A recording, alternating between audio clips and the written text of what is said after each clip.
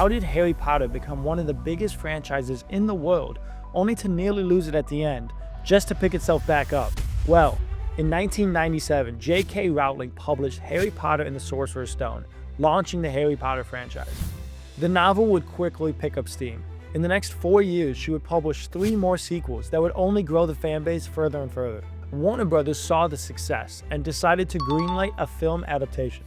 The idea being that while they were filming the first few films, Rowling would have enough time to write the rest of the series. This would be a pretty daunting task, as each book covers a year of school.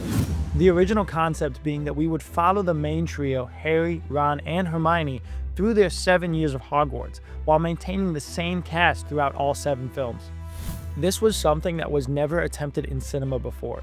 For the first time, audience would be able to grow up with the characters. But before any of that could happen, they needed to establish the franchise first. So they brought veteran filmmaker Chris Columbus in to helm the first film. The first thing that Columbus was tasked to do is to find our Harry, Ron, and Hermione. As they would be the main trio that would guide us through these 7 films, they were the crucial piece of the puzzle. This was no small task, as these kids would have an immense responsibility put on their shoulders, as well as potentially committing the next 10 years of their lives to this franchise. While searching high and low for his Harry Potter, Columbus ended up finding Daniel Radcliffe while watching a made-for-TV miniseries. He knew immediately that that was his Harry. Emma Watson and Rupert Grint were brought on to play Hermione and Ron once they saw the chemistry that the 3 had together.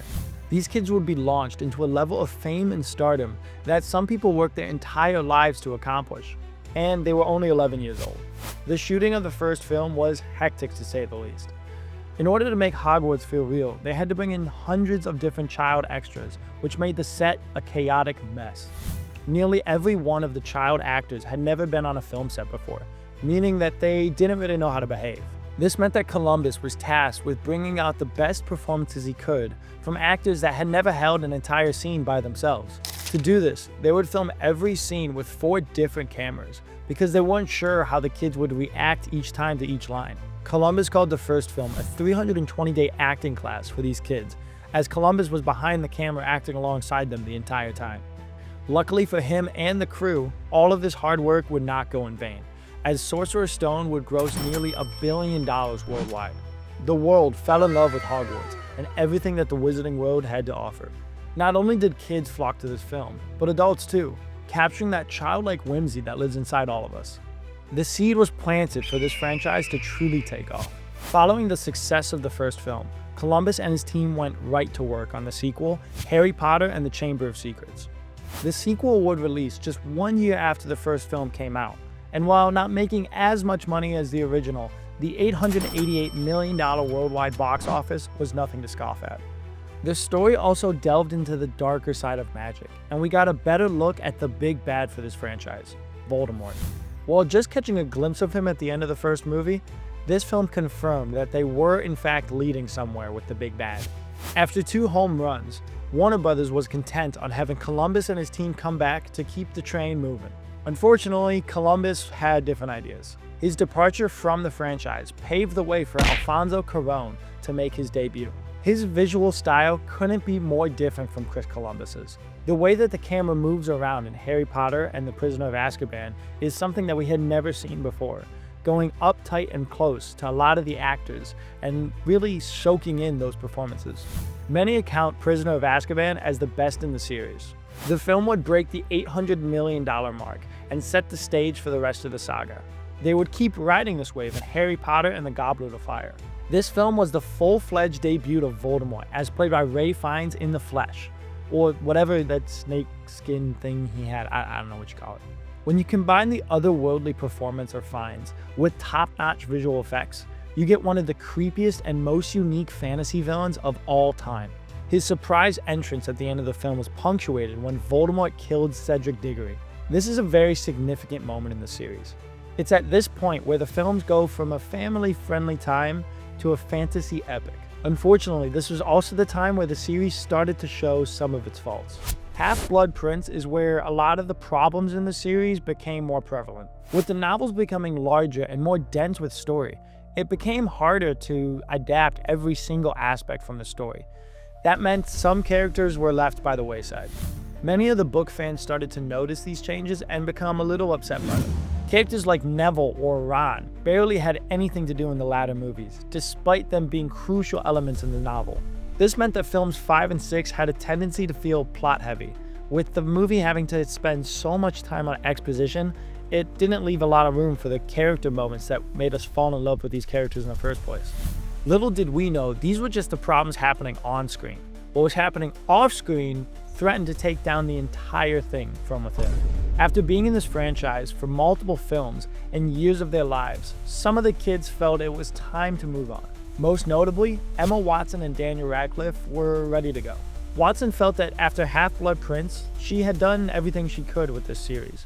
Radcliffe, having similar feelings, thought that he might not return for the latter films. This would have changed everything, with the studio scrambling to keep them along because they knew if they weren't involved, the ending would not be the same. We grew up with Harry, Ron, and Hermione, so changing them at the end would feel, weird. Luckily for us, after extensive contract negotiations and a sizable pay increase, the actors decided to return to the franchise. All seemed to be saved behind the scenes. Now, the bigger question was, what happened on screen? One of the hardest things to do in any franchise is give a satisfying conclusion. Whether it's film or television, after years of build-up, fans have a preconceived notion of how they want the ending to go. So how could a finale possibly live up to our own imagination or expectations? Before the final film, Harry Potter and the Deathly Hallows, even came out, there was a sign that they were treating this with more respect with one announcement.